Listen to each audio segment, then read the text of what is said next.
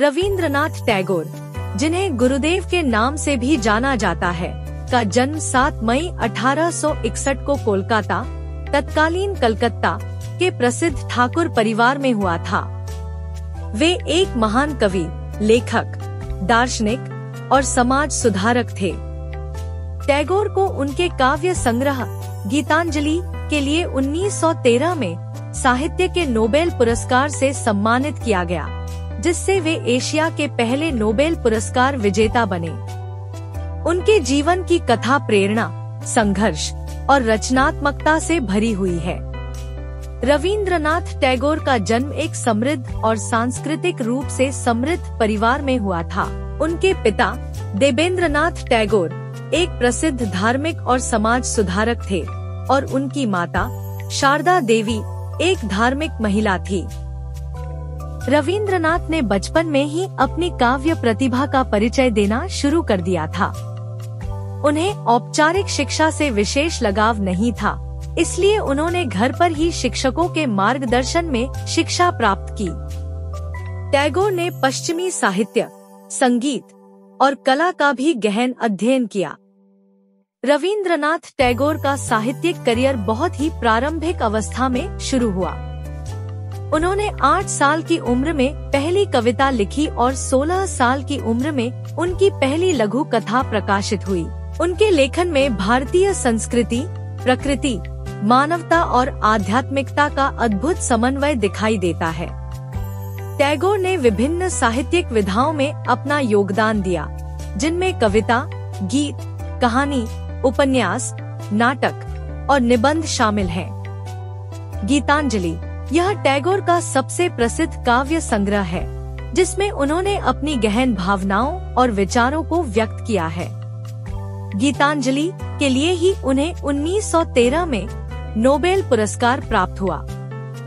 गोरा यह उनका एक प्रमुख उपन्यास है, जिसमें सामाजिक और धार्मिक मुद्दों को उठाया गया है। घरे बायरे इस उपन्यास में टैगोर ने भारतीय स्वतंत्रता संग्राम और बंगभंग के समय के सामाजिक और राजनीतिक परिदृश्य को चित्रित किया है।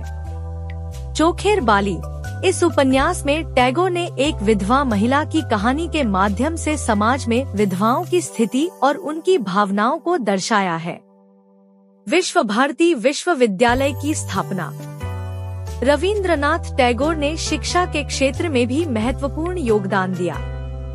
1901 में उन्होंने शांतिनिकेतन में एक विद्यालय की स्थापना की, जिसे बाद में विश्व भारती विश्वविद्यालय के रूप में जाना जाने लगा। उनका उद्देश्य था कि बच्चों को प्राकृतिक वातावरण में शिक्षा दी जाए, जिससे उनकी रचनात्मकता और आत्मनिर्भरता को प्रोत्साहन मिले। यह विश्वविद्यालय भारतीय और पश्चिमी संस्कृति का संगम है और यहाँ टैगोर के शैक्षिक सिद्धांतों का पालन किया जाता है। टैगोर ने सामाजिक सुधार और भारतीय स्वतंत्रता संग्राम में भी महत्वपूर्ण भूमिका निभाई। उन्होंने जातिवाद, धार्मिक कट्टरता और सामाजिक कुरीतियों का कड़ा विरोध किया। 1919 में जलियांवाला बाग हत्याकांड के विरोध में उन्होंने ब्रिटिश सरकार द्वारा प्रदान की गई नाइटहुड की उपाधि को त्याग दिया। टैगोर का मानना था कि स्वतंत्रता संग्राम अहिंसा और सत्य के मार्ग पर चलना चाहिए। टैगोर एक उत्कृष्ट चित्रकार और संगीतकार भी थे। उन्होंने अपने जीवन के अंतिम वर्षों में कई पेंटिंग्स बनाई, जिन्हें विश्व भर में सराहा गया। उन्होंने कई गीत भी लिखे और संगीतबद्ध किए। उनका लिखा जन गण मन भारत का राष्ट्रीय गान बना और बांग्लादेश का राष्ट्रीय गान आमार सोनार बांग्ला भी उनकी रचना है। टैगोर का व्यक्तिगत जीवन संघर्षों और दुखों से भरा हुआ था। उन्होंने अपनी पत्नी मृणलिनी देवी और 2 बच्चों को खो दिया था। उनके इन व्यक्तिगत दुखों ने उनके साहित्यिक और दार्शनिक दृष्टिकोण को और भी गहन और व्यापक बना दिया। रविंद्रनाथ टैगोर का निधन 7 अगस्त 1941 को हुआ। उनके निधन के बाद भी उनकी रचनाएं और शिक्षाएं आज भी हमें प्रेरित करती हैं। टैगोर का जीवन और उनकी कृतियां भारतीय साहित्य और संस्कृति का अमूल्य हिस्सा है। उनके विचार और सिद्धांत आज भी समाज को नई दिशा देने में सक्षम हैं।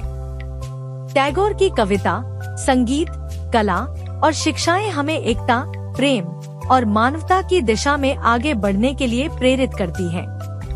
रविंद्रनाथ टैगोर की कहानी हमें सिखाती है कि सच्ची रचनात्मकता और भक्ति से हम किसी भी परिस्थिति में महानता प्राप्त कर सकते हैं। उनका जीवन और उनके कार्य हमें प्रेरणा देते हैं कि हम अपनी संस्कृति, समाज और मानवता की सेवा में अपने जीवन को समर्पित करें। टैगोर का जीवन हमें यह संदेश देता है कि शिक्षा, कला और साहित्य के माध्यम से हम समाज में सकारात्मक परिवर्तन ला सकते हैं। उनकी कविताएं और रचनाएं हमें यह सिखाती हैं कि प्रेम, करुणा और भाईचारे का मार्ग ही सच्चा मार्ग है।